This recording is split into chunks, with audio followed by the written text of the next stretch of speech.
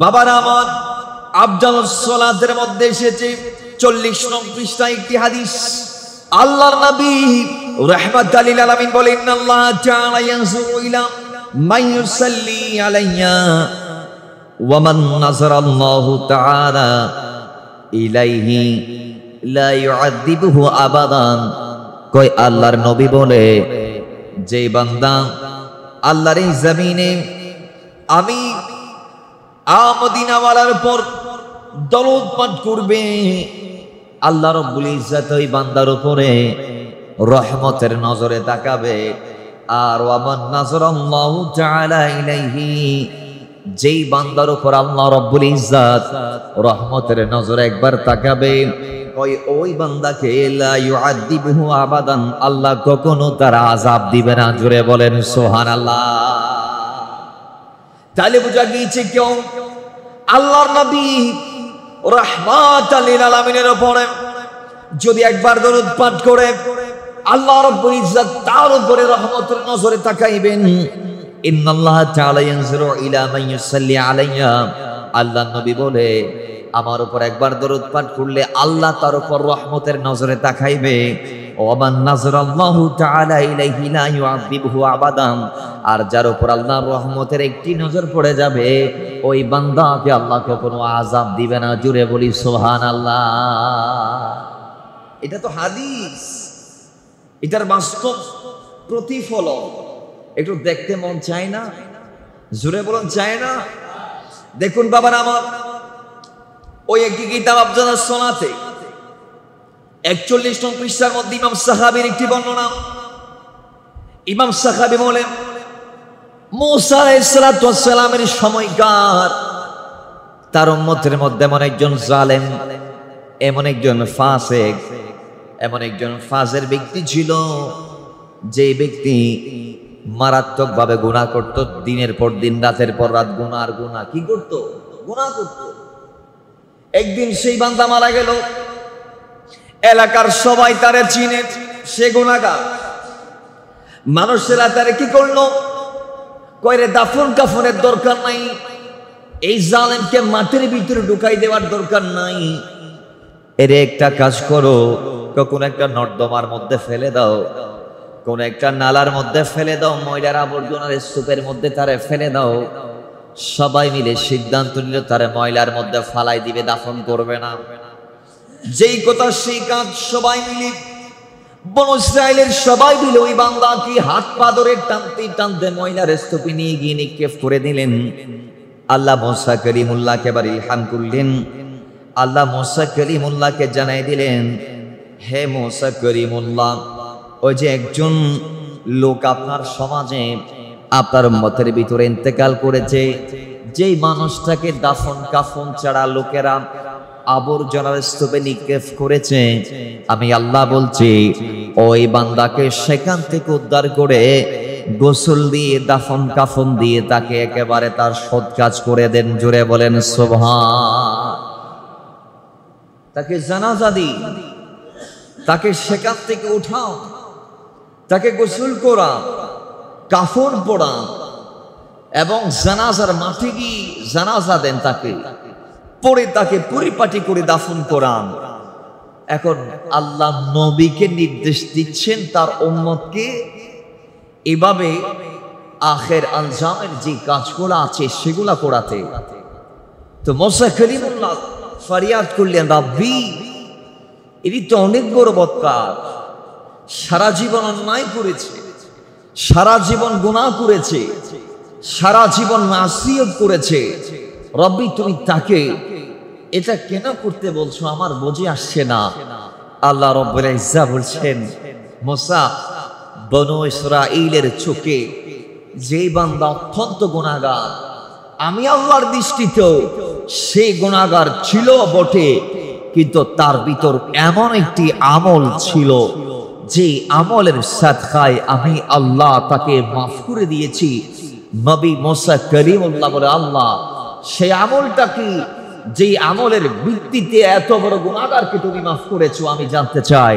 তখন রব্বে কারীম বলছেন, হে মুসা, ইনি যখন তাওরাত কিতাব খুলতো, সেই তাওরাত কিতাবে আমার নবীর নাম যখন সে পাইতো, একদিনের একটি ঘটনা, সে তাওরাত কিতাব খুলে আমার বন্ধু রাহমাতাল লিল আলামিন নবী আখিরুজ জামান বাইসে কওনো মাকা শফিউল মুযনিবিন আনিসুল গারিবিন রাহমাতাল লিল আলামিনের নাম যখন সে দেখেছে, তখন সে আমার নবীর নাম পাঠ করে আমার নবীর উপর দরুদ পাঠ করেছিল। জোরে বলেন সুবহানাল্লাহ। এবং আমার নবীর উপরে একটিবার মুহাব্বতে তাজিমে দরুদ পাঠ করার কারণে আমি আল্লাহ তার জিন্দেগীর সমস্ত গুনাহ মাফ করে দিয়েছি। জোরে বলেন সুবহানাল্লাহ। আল্লাহ তার জিন্দেগীর গুনাহ, জোরে বলুন আল্লাহ তার জিন্দেগীর গুনাহ। তাহলে বলুন আমাদের নবীর উপর দরুদ পাঠ করার দরকার আছে না নাই? অন্য যুগের গুনাহগাররা যদি আমার নবীর উপরে দরুদ পাঠ করে তাদের গুনাহ মাফ করাই নিতে পারে, আমরা তাদের চেয়ে কম। আমরা তো হাঁটতে, চলতে, ফিরতে, বসতে, উঠতে, কথায় কাজে সমর্থনের মাধ্যমে আমরা গুনাহ করছি, কথা বলেন ঠিক কিনা? কিন্তু আমাদের রবের দরবারে মাফি চাওয়ার যে পদ্ধতি, সেটা আমরা জানি না। মাফ চাওয়ার মন মানসিকতাও আমাদের ভিতর নাই। মাথায় রাখবেন, ইসলাম সবচেয়ে সহজ সুন্দর একটি ধর্মের নাম। জোরে বলেন সুবহানাল্লাহ। এই ইসলামকে যদি আপনি যথাযথভাবে পালন করতে পারেন, তাহলে ইনশাআল্লাহ গুনাহ নিয়ে কবরে যাইতে হবে? জোরে বলেন, গুনাহ নিয়ে কবরে যাইতে হবে না। ইসলাম এমন একটি ধর্ম, যে ধর্মকে মানার মতো মানতে পারলে আল্লাহ আপনাকে এমন মৃত্যু দান করবেন, যে মৃত্যুতে আল্লাহ নিজে বলছেন, ইয়া আইয়াতুহান নাফসুল মুতমাইন্না ইরজিই ইলা রাব্বিকি রাদিয়াতাম মারদিয়া ফাদখুলি ফি ইবাদি ওয়াদখুলি জান্নাতি। আল্লাহ বলছেন, ঈমানদার যদি হতে পারো, নাফসকে যদি নাফসে মুতমাইন্না করতে পারো, নাফসে মুলহিমা থেকে, নাফসে আম্মারা থেকে, নাফসে লাওয়ামা থেকে যদি মুক্ত করে নাফসটাকে যদি নাফসে মুতমাইন্না করতে পারো, তাহলে আমি আল্লাহ তোমাকে বলে দিলাম, তোমার জীবনটা শেষ হওয়ার আগে আগে, তুমি আমার দিকে আসার আগে আগে আমি আল্লাহ তোমার জন্য অপেক্ষার প্রহর গুনতে থাকবো। আর ফেরেশতাদেরকে বলবো, ফাদখুলি ফি ইবাদি, আমার বান্দাটাকে, আবেদ বান্দাদের কাঁধারমুক্ত করে দাও। ওয়াদখুলি জান্নাতি, আমার বান্দার জন্য জান্নাতের দরওয়াজাটা খুলে দাও, কারণ বান্দা আমার দিকে আসতেছে আজকে। জোরে বলেন সুবহানাল্লাহ। তাহলে এই জন্য আমাদের দরদ পাঠ করার দরকার আছে না নাই? একটু জোরে বলি, আছে না নাই? একটু মহাব্বতে দরদ পড়ি। আল্লাহুম্মা সাল্লি সাইয়্যিদিনা মাওলানা মুহাম্মদ ওয়া আলা আলি সাইয়্যিদিনা। বাবার আমার, দরদের সীমাবদ্ধতা এইভাবেই নয়। দরদের ফাজাইলের কথা যদি আপনি শোনেন, অবাক হয়ে যাবেন। কয় আল্লাহর নবী ও রাহমাতাল লিল আলামিন হাদিসে মুবারকার মাধ্যমে আমাদেরকে জানিয়েছে, যে হাদিস কানা বাবায়ে জেরেসবিয়ার মধ্যে এবং আফজালুস সুনাতের মধ্যে এসেছে।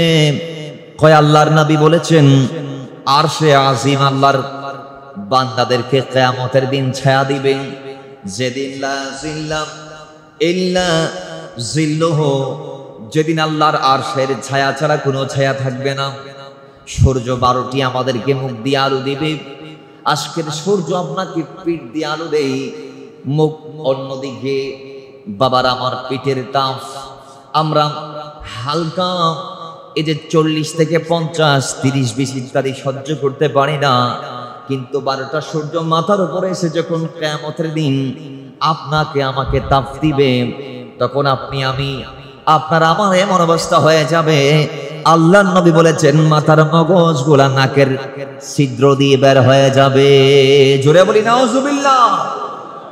মাথার মগজগুলা বাতের মারের মতো নরম হয়ে গাল দিয়ে নাকের ছিদ্র দিয়ে বের হয়ে যাবে। ঘামে মানুষ সাঁতরাবে, কারো এক গলা পরিমাণ কারো সিনা পরিমাণ, কারো হাঁটু পরিমাণ, কারো কোমর পরিমাণ, কেউ বা ডুবে যাবে। এইভাবে মাথার থেকে, পায়ের থেকে, ঘায়ের থেকে এমন ভাবে ঘাম বের হবে, গামের সাগরে মানুষ সাঁতরাবে। ওই সময় আল্লাহর নবী বলে, সালাতাতু তাহতা জিল্লি আরশিল্লাহ ইয়াউমাল কিয়ামাতি ইয়াউমুল লা জিল্লা ইল্লা জিল্লুহু। কয় সেদিন আরশের ছায়া ছাড়া যখন কোনো ছায়া থাকবে না, সেদিন 3 প্রকারের বান্দাকে আল্লাহর আরশ ছায়া দিবে। সুবহানাল্লাহ জুড়ে বলেন। কয় প্রকার? একটু আওয়াজ দিয়ে বলেন, কয় প্রকার? আরেকটা হাদিস আমরা 6 প্রকারের কথা জেনেছি। কয় প্রকার? 6। এই হাদিস আমাদেরকে বলছে 3 প্রকার। নাম্বার 1, কিলাম মান হুম ইয়া রাসূলুল্লাহ। আল্লাহর নবীকে জিজ্ঞেস করা হয়েছে, ইয়া রাসূলুল্লাহ, আমরা জানতে চাই যে 3 প্রকারের ব্যক্তিদেরকে আরশ আজিম ছায়া দিবে তারা কারা কারা? قال আল্লাহর নবী বলে, মান ফারাজা আলা মাকরুবিন মিন উম্মতি।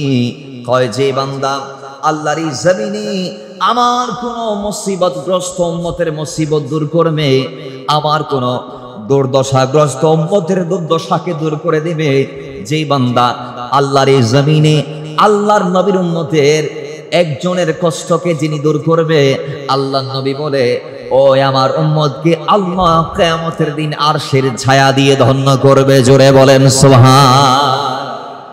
যিনি কিয়ামতের দিন আরশের ছায়ায় স্থান পাবে, সেই হচ্ছে সমাজে উম্মতের ভিতরে, আল্লাহর হাবিবের গোলামদের ভিতরে যারা দুঃখে, কষ্টে, দুর্দশায়, ক্লান্তিতে, ক্লেশে আছে, তাদের যন্ত্রণা আমরা যদি দূর করতে পারি।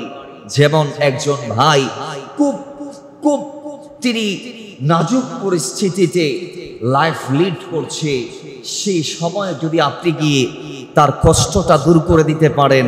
কারো টাকার প্রয়োজন, কেউ প্রতিবেশীর দ্বারা কষ্টে আছে, কেউ ভাইয়ের দ্বারা কষ্টে আছে, কেউ টাকা পয়সা নিয়ে কষ্টে আছে, কেউ অসুস্থতা নিয়ে কষ্টে আছে, সে ডাক্তার দেখাইতে পারছেন না।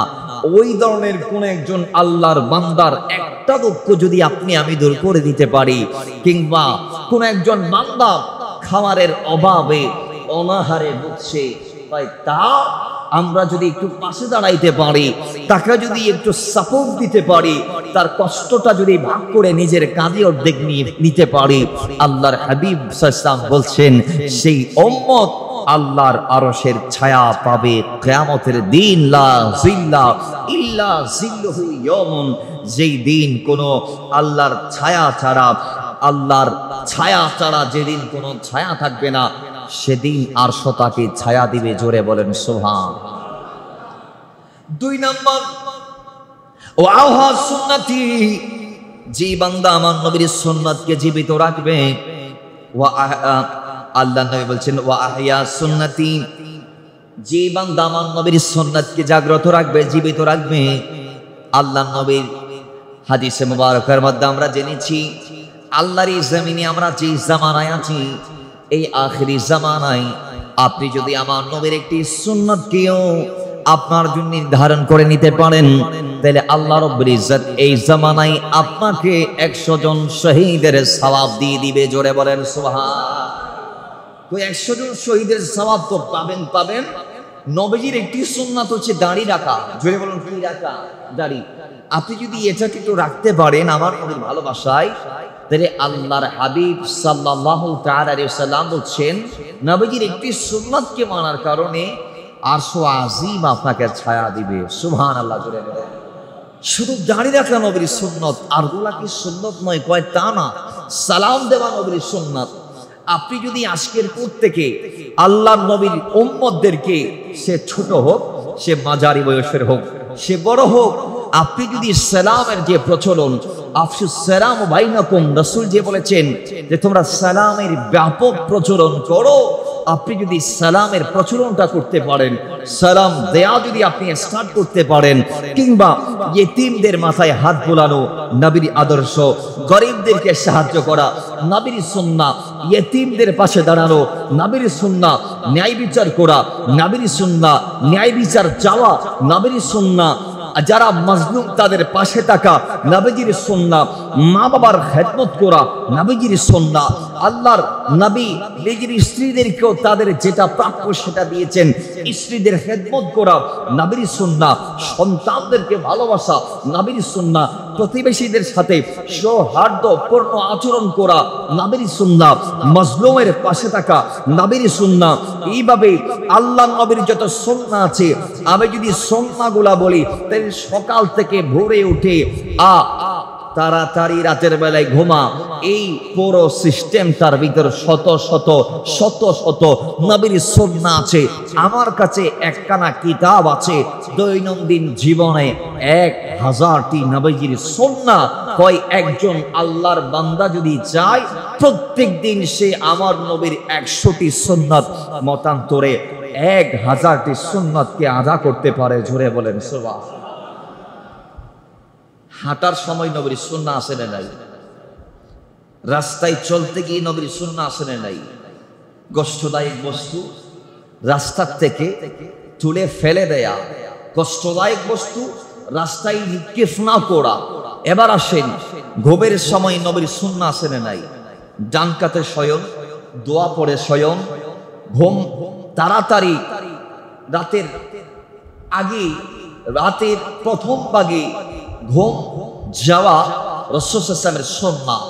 মাঝরাতে উঠে রাসূল সাল্লাল্লাহু আলাইহি ওয়াসাল্লামের জীবনীতে আমরা দেখেছি, আল্লাহর কোরআন বলেছেন, আল্লাহর হাবিব এবং আমার নবীর কিছু সাহাবী রাতের এক ভাগ ঘুমিয়ে উঠে যায়, কোন কোন দিন 2 ভাগ ঘুমিয়ে উঠে যায়, কোন কোন দিন রাতের অর্ধেক ঘুমিয়ে উঠে যায়, কোন কোন দিন রাতের 3 ভাগ ঘুমিয়ে উঠে যায়। এইভাবে খুব তাড়াতাড়ি ঘুমিয়ে আল্লাহ নবীর সাহাবী এবং নবীজি নিজে অল্প ঘুমিয়ে অথবা মাঝরাত পর্যন্ত ঘুমিয়ে অথবা শেষ রাতের আগে আগে উঠে তারা তাহাজ্জুদ পড়তো। এগুলো আমার নবীর সুন্নাহ। আর বাবার আমার, এইভাবে ঘুম থেকে শুরু করে ঘুম শেষ করে উঠে চেহারার মধ্যে মালিশ করা আমার নবীর সুন্নাহ। ঘুম ভাঙার পরপর বিছানার মধ্যে উঠে বসা আমার নবীর সুন্নাহ। ঘুম ভাঙার পরপর 2 হাত দিয়ে চোখের মধ্যে একটু মাসাজ করে, এইভাবে হাত দিয়ে হোক কিংবা এটা দিয়ে হোক, একটু এরকম এরকম করে ঘুমের ভাবটা দূর করা আমার নবীর সুন্নাহ। এখন তো আমরা ঘুম থেকে উঠে টয়লেটে গিয়ে আবার 15 মিনিট ঘুমাই। কথা ঠিক কি না? জোরে বলুন ঠিক কি না? তাহলে বসতে হবে, মিসওয়াক করা আমার নবীর সুন্নাহ। টয়লেটে প্রবেশ করতে গিয়ে বাম পা দিয়ে প্রবেশ করা আমার নবীর সুন্নাহ। টয়লেট থেকে প্রবেশের আগে দোয়া পড়া আমার নবীর সুন্নাহ। আমি যদি শুধু টয়লেটের সুন্নাহগুলা বলি, আপনাকে কাউন্ট করতে হবে ভাই সিরিয়াল। এবার যাবার পরে নবীজি টয়লেট নির্বাচনের ক্ষেত্রে কিছু শর্ত জুড়ে দিয়েছেন। সবগুলা সিহাসিকতার বর্ণনা, সবগুলা সিহাসিকতার বর্ণনা। আপনি যদি দেখেন, টয়লেট এমন ভাবে রাসূল সাল্লাল্লাহু আলাইহি ওয়াসাল্লাম নির্ধারণ করতে বলেছেন যে টয়লেটে প্রস্রাব করলে প্রস্রাবের ছিটা আপনার গায়ে আসার সম্ভাবনা নাই। অর্থাৎ নরম জায়গায় আল্লাহর হাবিব আমাদেরকে ইস্তেনজা করতে বলেছেন। এবার আসেন, সেই টয়লেটে প্রবেশের পর আমাদের একটি বদ অভ্যাস, টয়লেটে ঢুকেই আমরা কাপড় তুলে ফেলি। আল্লাহর হাবিব সাল্লাল্লাহু আলাইহি ওয়াসাল্লাম বলছেন, না, টয়লেটে প্রবেশের সঙ্গে সঙ্গে কাপড় ওঠাইবা না, বরং টয়লেটে ঢুকে ওই ওয়াশরুমের যেটা কমোড আছে সেই কমোডে বসার আগে আগে সতরের কাপড় তুলো। জোরে বলেন সুবহানাল্লাহ। আমরা এগুলা করতে পারি না। তাহলে টয়লেটে প্রবেশ বা এর ভিতরে থাকাকালীন অনেক নবীর সুন্নাহ আছে। তো আপনি যদি আমার নবীর একটি সুন্নাহকে নিজের জীবনের জন্য বরাদ্দ করতে পারেন, আল্লাহর হাবিব সাল্লাল্লাহু আলাইহি ওয়াসাল্লাম বলছেন, ওয়া আহইয়া সুন্নতি, যে আমি নবীর সুন্নাতকে, একটা সুন্নাতকে তার জীবনে জীবিত রাখতে পারবে, সে আরশের ছায়া পাবে। ওয়া আকসারুস সালাত আলাইয়া, এবং সর্বশেষ যেটা বলার জন্য এই হাদিসটা বলা, আমার নবীর উপর যে বান্দা অধিক পরিমাণ দরুদ পাঠ করে, আল্লাহর হাবিব সাল্লাল্লাহু তাআলা আলাইহি ওয়াসাল্লাম বলছেন তাকে আল্লাহর আরশ ছায়া দিবে। জোরে বলেন সুবহানাল্লাহ। তাহলে নবীর উপর দরুদ পড়া দরকার আছে না নাই? আরো জোরে আছে না নাই? এবার আমরা জানবো দরুদ পাঠের আরেকটি ফাজাইল। কয় দরুদ শরীফ যদি কেউ পাঠ করতে পারে, মুনকার নাকিরের সওয়ালের জবাবের জন্য তার দরদ যথেষ্ট হয়ে যাবে। সুবহানাল্লাহ জুড়ে বলে, আর একটু জুড়ে বলে। হযরত শিবলি রাহমাতুল্লাহ আলাইহি বর্ণনা করছেন, আমার একজন প্রতিবেশী মারা যায়, আমি তাকে স্বপ্নে দেখি, আমি তার হাল সম্পর্কে জিজ্ঞেস করলাম স্বপ্নে, হে আমার ভাই, আল্লামা শিবলি বলছেন, হে আমার প্রতিবেশী, তুমি ইন্তেকাল করলাম, তোমার পরিস্থিতি পরিবেশ তোমার কি অবস্থা আমি জানতে চাই, আমার একবার বলে দাও। তিনি ডাক দিয়ে বলে, শিবলি, আমি যখন মারা যাই আমার ওপর এমন ভাবে মুসিবত এসেছে, আমি অত্যন্ত ভয় পেয়ে গিয়েছিলাম, বিশেষ করে মুনকার নাকিরের সওয়ালের জবাবের সময় আমার এমন মনে হয়েছে আমি দ্বীন ইসলামের উপর ইন্তেকাল করতে পারি নাই, এমন ভাবে আমার ওপর আযাব নেমে এসেছে, আমি কিছু বলতে পারছি না। আমার এমন কঠিন পরিস্থিতিতে আমি দেখতে পাইলাম যে আমি ইন্তেকাল মনে ইসলামের উপর করতে পারি নাই, আজকে আমার এই হাল কেন, আমার এই অবস্থা কেন? তখন আমাকে বলা হয়েছে, তোমার মুখকে যে তুমি বেকরার রেখেছিলে, জবানটা যে আল্লাহর নবীর দরুদ দ্বারা, আল্লাহর জিকির দ্বারা তুমি এই জবানটাকে যে নির্ধারণ করো নাই, এই জবানটাকে যে তুমি সৎ কাজে লাগাও নাই, এই জন্য আজকে তোমাকে যাজা ভোগ করতে হবে। আযাবের ফেরেশতা এবার আমার দিকে এগিয়ে আসতেছে, কারণ সওয়ালের জবাব পারতেছি না। আযাবের ফেরেশতা আসতেছে, হঠাৎ করে আমি দেখতে পাইলাম একজন সুদর্শন ব্যক্তি আযাবের ফেরেশতা এবং আমার মাঝে অন্তরাল হয়ে দাঁড়ালো, প্রতিবন্ধক হয়ে দাঁড়ালো, প্রাচীর হয়ে দাঁড়ালো, দেওয়াল হয়ে দাঁড়ালো। এরপরে ওই ব্যক্তি আমাকে ইমানের দলিল তথা মুনকার নাকিরের সওয়ালের জবাব তার জবান দিয়ে আমাকে তিনি শিখাই দিচ্ছে। জোরে বলেন সুবহান। সে আমাকে সওয়ালের জবাব শিখিয়ে দিচ্ছে। তখন আমি সওয়ালের জবাব দিয়ে দিলাম। এবার সওয়ালের জবাব যখন আমি দিলাম, আমার কবরটা জান্নাতের বাগানে পরিণত হলো। এরপর আমি ওই ব্যক্তিটাকে বললাম, হুজুর আপনি কি একটু আমাকে বলুন যে আজকে আপনি আমাকে এমন একটি মুমূর্ষ টাইমে এসে বাঁচালেন, যে সময়টাতে মা আমার কিছু করতে পারে নাই, আমার বাবা আমার পাশে থাকতে পারে নাই, আমার স্ত্রী সন্তান ভাইগুলো আমার পাশে থাকতে পারে নাই। আজকে আপনি আমাকে কবরে এসে রক্ষা করলেন, এমন একটি জায়গায় সাহায্য করলেন যেই জায়গায় আমাকে সাহায্য করার মতো কেউ নাই।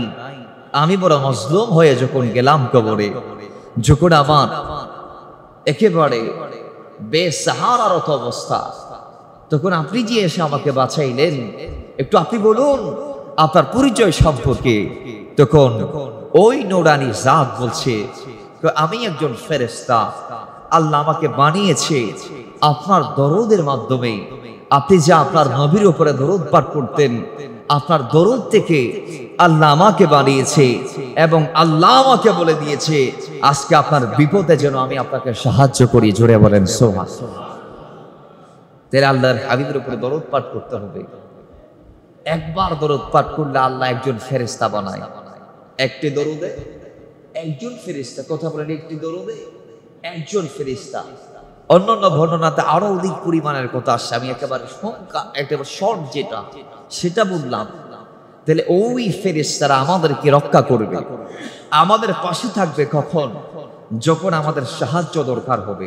সুবহানাল্লাহ জোরে বলে, আর জোরে বলে। বাবারা আমার, এই যারা আল্লাহর নবীর উপর আপনি আমি কেন দরুদ পাঠ করব? দয়াল নবী রাহমাতুল লিল আলামিন বলেন, দরুদ পাঠ করবেন উদ্দেশ্য সফলের জন্য। কারণ হাদিসে রাসূলের মধ্যে এসেছে, যে বান্দার উদ্দেশ্য সফল হচ্ছে না, মান আসরাত আলাইহি হাজাতুন ফালইউকতিব মিনাস সালাহ।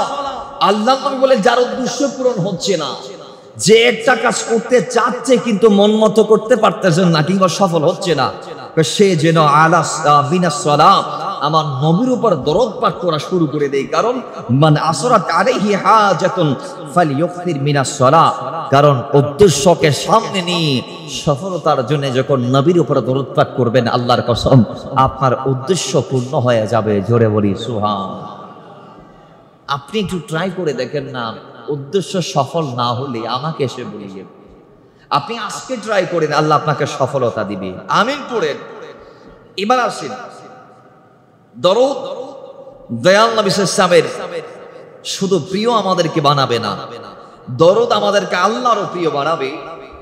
হাদিসে পাকে এসেছে, ইমাম তিরমিজি আলাইহির রাহমাহ তিনি তার জামে তিরমিজির মধ্যে নোট করেছেন হাদিস কানা, এবং মিশকাতুল মাসাবিতে আসে হাদিস কানা, যে আল্লাহর হাবিব সাল্লাল্লাহু আলাইহি ওয়াসাল্লামের গোলাম হযরত আব্দুল্লাহ ইবনে মাসউদ রাদিয়াল্লাহু তাআলা, আল্লাহর নবীর সাহাবী আব্দুল্লাহ ইবনে মাসউদ রাদিয়াল্লাহু তাআলা বলছেন যে আল্লাহ নবী সাল্লাল্লাহু আলাইহি ওয়াসাল্লাম ইরশাদ করেছেন, আওলান নাস ইয়াউমাল কিয়ামাতি আকতারুহুম আলাইয়া সালাহ, হয় যে বান্দা আমার নবীর উপরে অধিক পরিমাণ দরুদ পাঠ করবে সেই বান্দা কিয়ামত দিবসে আল্লাহর হাবিবের অত্যন্ত কাছে থাকবে। জোরে বলেন সুবহানাল্লাহ।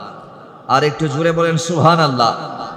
তো বাবারা আমার, আল্লাহ রাব্বুল ইজ্জতের কোন বান্দা যদি শাফাআতের মাধ্যমে জান্নাত কামনা করতে চায় রাসূলের দরবারে, তাহলে তাকে দরুদ শরীফ পাঠ করা লাগবে।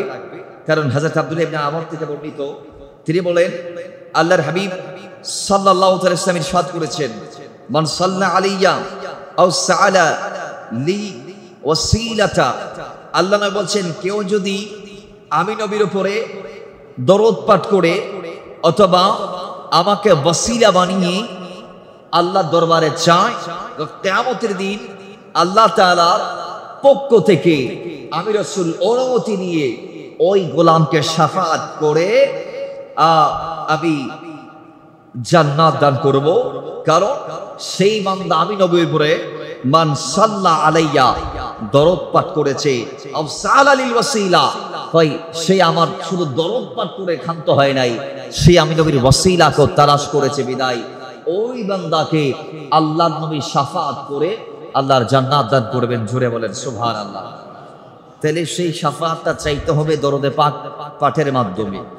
দরুদ পাঠ করে করে আপনাকে আমাকে নবীজির শাফাআত চাইতে হবে। দরুদ বিনে শাফাআত কামনা করা যাবে না, দরুদ ছাড়া শাফাআত চাওয়া যাবে না। রাসূল সাল্লাল্লাহু আলাইহি ওয়াসাল্লাম যেখানে বলে দিয়েছেন যে দরুদ এবং ওয়াসিলা দুটাকে চাইতে হবে, তার মানে আপনি আল্লাহর নবীর ওয়াসিলা তালাশ করবেন, আপনি শাফাআত ভিক্ষা করবেন দরুদে পাকের মাধ্যমে। সুবহানাল্লাহ। আর একটু জোরে বলেন, আরো মহব্বতে বলেন। তো আরেকটি হাদিস যেটা আবু দারদা রাদিয়াল্লাহু আনহু বর্ণনা করছেন, আল্লাহ নবী সাল্লাল্লাহু আলাইহি ওয়াসাল্লাম ইরশাদ করছেন, মান সাল্লা আলাইয়া হিনা ইউসবিহু আশরান ওয়া হিনা ইউমসি আশরান আদরাকতুহু শাফাআতি ইয়াউমাল কিয়ামা।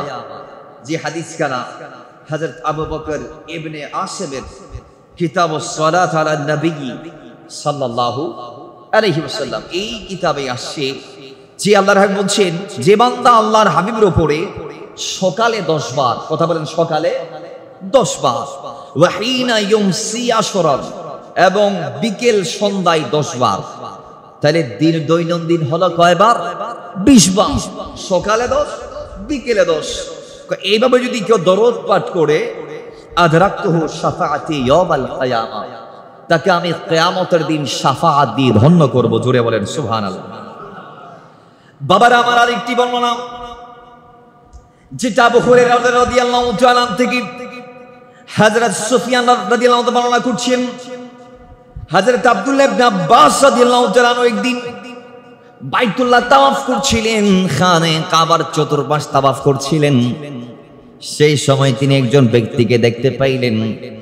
ওই ব্যক্তি তাসবিহ তাহলিল দোয়ায়ে মাসুরা লাব্বাইক আল্লাহুম্মা লাব্বাইক লাব্বাইক লা শারীকা লাকা লাব্বাইকের পরিবর্তে কদমে কদমে তিনি দরুদে পাক পাঠ করছে। কদমে কদমে দরুদে পাক পাঠ করছে।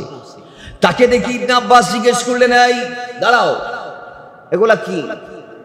যেখানে তুমি আল্লাহর তাহলিল করবা, তাসবিহ পাঠ করবা, তাকবীর পাঠ করবা, যেখানে তুমি দোয়ায়ে মাসুরা পাঠ করবা, সেখানে তুমি দরুদে পাক পাঠ করছো, কারণ কি? সুবহানাল্লাহ জোরে বলে। ওই ব্যক্তি বলছে, আগে আপনার পরিচয় দেন। কারণ জানার আগে, কারণ জানতে চাওয়ার আগে আপনার পরিচয় দেন। আপনার পরিচয় কি? আমি আব্দুল্লাহ ইবনে আব্বাস। জোরে বলেন সুবহানাল্লাহ। আরো জোরে বলেন। আমি আল্লাহর নবীর চাচাতো ভাই, আল্লাহর হাবিবের চাচাতো ভাই আমি। বলো কেন তুমি এইভাবে দরুদ পাঠ করছো খানে কাবা জিয়ারতের সময় কদমে কদমে? কারণ হচ্ছে একটি, সেটা কি? কারণটা হচ্ছে কয় আমার বাবাকে নিয়ে আমি এক সময় হজের উদ্দেশ্যে বের হয়েছিলাম। আস্তে আস্তে আস্তে আস্তে মাঝপথে আমার বাবাকে মৃত্যু পেয়ে বসলো। আব্বাজান অসুস্থ হতে লাগলো। একের পর এক আমার আব্বাকে আমি ট্রিটমেন্ট করাচ্ছিলাম বিভিন্ন ডাক্তারের মাধ্যমে, কিন্তু না, আমি পারি নাই। আমাদের চেষ্টার উপরে, আমাদের তাকবীরের উপরে তাকবীর একেবারে জয় হলো। আমার আব্বাকে আমি চিকিৎসা করেও বাঁচাইতে পারি নাই। আমার আব্বা ইন্তেকাল করলো। আব্বা মারা যাওয়ার পর আমি দেখছি আমার আব্বার চেহারা কালো বর্ণের হয়ে গেল। অন্য বর্ণনার মধ্যে এসেছে চেহারাটা শুকুরের চেহারার মতো হয়ে গিয়েছে। নাউযুবিল্লাহি মিন যালিক। কই এই মত অবস্থায় আমার আব্বাকে পাহারা দিতে দিতে আমাকে ঘুম পেয়ে বসলো, অর্থাৎ আমি ঘুমিয়ে গেলাম। ঘুমের ঘোরে আমি দেখতে পাচ্ছি একজন অত্যন্ত পরিষ্কার পরিচ্ছন্ন সুন্দর চেহারা বিশিষ্ট শুভ্র পোশাক পরিধানকৃত এবং সুগন্ধিযুক্ত একটি নূরের জাত আমার আব্বার পাশে গুটি গুটি কদম দিয়ে হাঁটতে হাঁটতে আসলেন। এসে আমার আব্বার ওই চেহারার মধ্যে তার নূরানি দস্ত মোবারক, হাত মোবারক বুলিয়ে দিলেন। আল্লাহর কসম, আমি দেখতে পাইলাম আমার আব্বার কালো চেহারা শুকুরের চেহারার ন্যায় চেহারাটা নূরানি হয়ে গিয়েছে, নূরে নূরানি হয়ে গিয়েছে, নূরে আনোয়ার হয়ে গিয়েছে, নূরে মুনাওয়ার হয়ে গিয়েছে। এই দৃশ্যটুক দেখার পর আমি এবার তার কদমে দৌড়িয়ে গেলাম। আমি তার কদমটা ধরে ফেললাম, তার আঁচলটা ধরে ফেললাম, তার জামা আমি ধরে ফেললাম। আমি বললাম, হুজুর আপনি কে? আমি একটু আজকে জানতে চাচ্ছি যে আজকে আপনি আমার বাবাকে এসে তাড়ালেন, বাঁচালেন, আপনার পরিচয়টুকু একটু আমারে দেন না। তখন আল্লাহর হাবিব সাল্লাল্লাহু আলাইহি ওয়াসাল্লাম তাকে বলছেন, গোলাম আমি তোমার ওই নবী যার ওপরে আল্লাহ কোরআন নাযিল করেছে। জোরে বলেন সুবহানাল্লাহ। আমি আব্দুল্লাহর পুত্র মুহাম্মদ সাল্লাল্লাহু তাআলা আলাইহি ওয়াসাল্লাম যার উপর আল্লাহ কোরআন পাঠিয়েছে। নিঃসন্দেহে তোমার পিতা গুনাহ করার কারণে, নিজের নফসের উপর জুলুম করার কারণে, নফসের উপর অন্যায় করার কারণে, আজকে গুনাহে জর্জরিত নাফরমানিতে রত থাকার কারণে আজকে সেই বান্দা ইন্তেকালের পর চেহারাটা পরিবর্তন করে দিয়েছে আল্লাহ। যেহেতু তার উপর রাগ ছিল আল্লাহর, সেজন্য চেহারাটা পরিবর্তনের পথে ছিল। কিন্তু সেই আমি নবীর উপরে অধিক পরিমাণ দরদ পাঠ করত। সেই দরদের ফসলের সরব সে আমাকে ইন্তেকালের পরে তার এই অবস্থার কারণে মৃত্যু সজ্জায় মরার পর ডাক দিয়েছে, ইয়া রাসূলুল্লাহ আমি তো ওই ব্যক্তি যিনি গুনাহ করলেও আপনার দরদকে বাদ দিতাম না। আজকে আপনি একটু আমাকে দয়া করুন। আপনার আব্বার ডাক শুনে আমি নবী মদিনায় তাইয়্যিবায় থাকতে পারি নাই, এসে তার মুসিবত থেকে তাকে রক্ষা করে দিলাম, উদ্ধার করে দিলাম। জুড়ে বলেন বলুন, আমাদের দরদ পাঠ করার দরকার আছে না? জোরে বলেন। কওমীদের মুরব্বীরা মেনে নিয়েছে যে আল্লাহর হাবিবের উম্মত আমরা, এটা আল্লাহর হাবিবের ইলমে আছে। কিন্তু কেউ যদি স্পেশাল ভাবে চায় মদিনাওয়ালার নজর মদিনা থেকে এই মুহূর্তে আমার দিকে পড়ুক, আমার নবী মদিনায় তাইয়্যিবা থেকে আমার দিকে ফিরে তাকাক, আমি আমার মনের কথাগুলো আমার নবীকে বলবো, তো বেশি না একবার দরুদ পাঠ করেন সাল্লাল্লাহু আলাল হাবিব সাল্লাল্লাহু তাআলা আলাইহি ওয়াসাল্লাম। এই মুহূর্তে মদিনাওয়ালার নজর এই একটি দরুদের কারণে আপনার আমার দিকে ফিরে যাবে। নবী আপনার দিকে তাকাবে, মুচকি মুচকি হাসবে, আপনার চাওয়াকে, আপনার হাজতকে রওয়া করবে, মুশকিলাতকে আসান করবে। আপনার ইনস্ট্যান্ট যেটা লাগবে আল্লাহর হাবিবের দরুদের সদকায় আল্লাহ আপনাকে সেটা দিয়ে দিবে। জোরে বলেন সুবহানাল্লাহ। জাহাজের তালিব থেকে বর্ণিত একটি হাদিস, যে ব্যক্তি হজ করার পরে একটি জিহাদ করে, ওই একটি জিহাদকারীকে 400টি হজের সওয়াব দিবে। রাসূল সাল্লাল্লাহু আলাইহি ওয়াসাল্লাম এটা যখন বলে দিলেন, কিছু কিছু সাহাবী একেবারে চেহারা মলিন করে ফেলেন, কারণ তারা হজ করে নাই, জিহাদও করে নাই। তখন আল্লাহ সঙ্গে সঙ্গে জিবরাইলকে পাঠিয়ে আল্লাহর হাবিবের কদমে আবার ওহী নাযিল করলেন, ইয়া রাসূলুল্লাহ বলুন আপনার উম্মতদেরকে, সাহাবী আকরামদেরকে বলে দিন, যে বান্দা আপনার উপর একবার দরুদ পাঠ করবে আল্লাহ তাকে 400টি জিহাদের সওয়াব দিয়ে দিব। কয়টি? 400 জিহাদের সওয়াব একবার দরুদে, আর একটি জিহাদে 400 হজের সওয়াব। তাহলে বুঝতে পারেন আল্লাহ আপনাকে দরুদের মাধ্যমে কি দিচ্ছেন। আল্লাহ অধিক পরিমাণ আমাদেরকে পড়ার তৌফিক দান করুন। এছাড়া দরুদ দ্বারা পরকালে মুক্তি লাভ হবে, দরুদ দ্বারা অন্তর নিফাক মুক্ত হবে, দরুদ দ্বারা দিদারে মুস্তাফা নসিব হবে, দরুদ দ্বারা আপনার হাজত রওয়া হবে। দরুদ পাঠকারী আল্লাহর হাবিব বলছেন, মান সাল্লা আলাইয়া ইয়াউমাল খামিসি মিআতা মাররাতান লাম ইয়াফতাখির আবাদান। আল্লাহর হাবিব সাল্লাল্লাহু আলাইহি ওয়াসাল্লাম বলছেন, যেই বান্দা বৃহস্পতিবারে আমার উপর 100 বার দরুদ পাঠ করে সে কখনো গরীব হয় না। জোরে বলেন সুবহানাল্লাহ। তাহলে আল্লাহ আপনাকে আমাকে পড়ার তৌফিক দান করুন। আরো জোরে বলেন। এই দরুদের সাদকায় ঋণ পরিশোধ হয়, রিজিকে বরকত হয়, গীবত থেকে মুক্তি লাভ হয়। দরুদ পাঠের দ্বারা ফেরেশতাদের ইমামতি করার ফজিলত অর্জন হয়। দরুদ পাঠকারীর জন্য মাথায় রাখবেন, এই দরুদ সেই দরুদ যেটা জান্নাত থেকে আদমের মুখ দিয়ে শুরু হয়েছে বা কিয়ামত চলতেই থাকবে। ইভেন কি যেদিন জমিনে আল্লাহ বলার মতো কোনো বান্দা থাকবে না, সেদিনও আল্লাহ আমার নবীর উপর দরুদ পাঠ করবে। জোরে বলেন সুবহানাল্লাহ। আল্লাহ আমাদেরকে বেশি বেশি দরুদ পাঠ করার তৌফিক দান করুন। আমিন।